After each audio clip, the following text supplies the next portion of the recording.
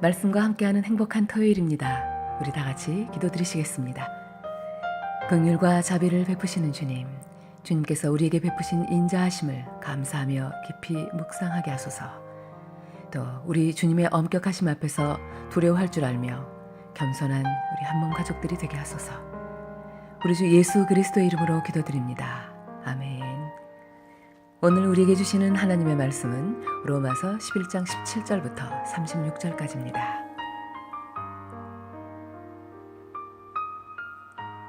참 올리브 나무의 가지 중에서 얼마를 잘라낸 뒤 야생 올리브 나무가지인 여러분을 원가지에 접붙이면 접붙여진 가지는 참 올리브 나무로부터 올라오는 양분을 받게 됩니다.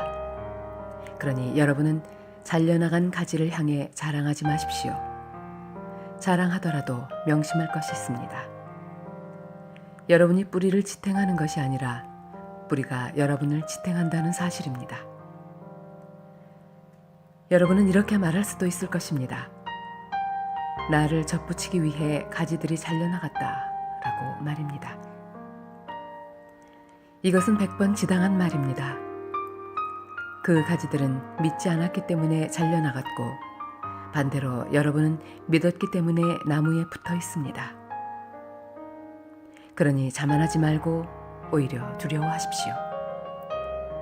하나님께서 원래 나무에 붙어 있던 가지들도 아끼지 않으셨다면 여러분도 아끼지 않으실 것입니다. 그러므로 하나님의 인자하심과 엄격하심을 깊이 생각하십시오.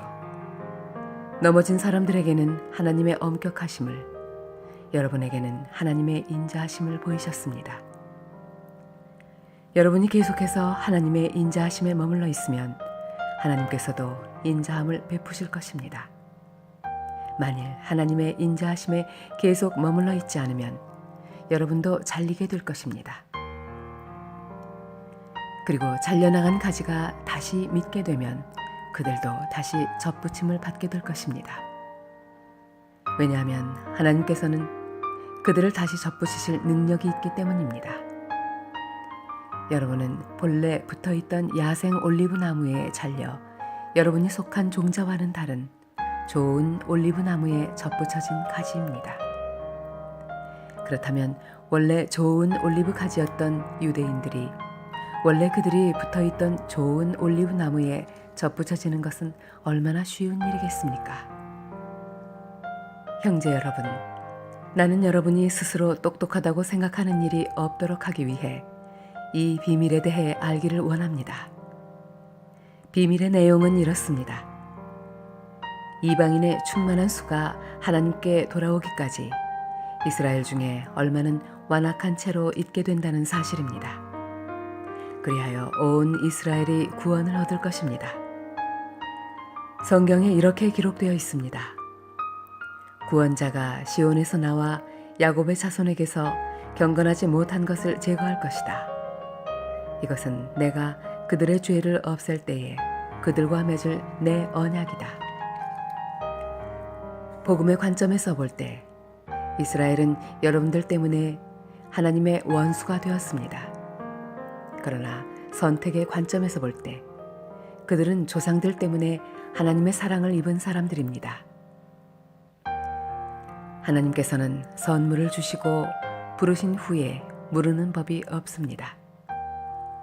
전에 하나님께 불순종하던 여러분이 이제 이스라엘이 불순종한 것 때문에 자비를 얻게 되었듯이 현재 이스라엘이 불순종한 것은 여러분에게 내린 하나님의 자비하심을 그들도 받기 위해서입니다.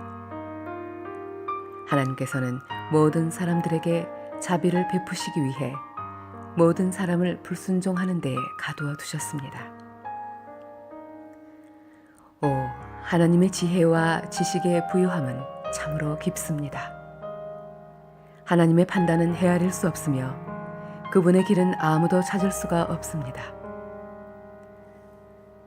누가 주님의 마음을 알았으며 누가 그분의 의논 상대자가 되었습니까?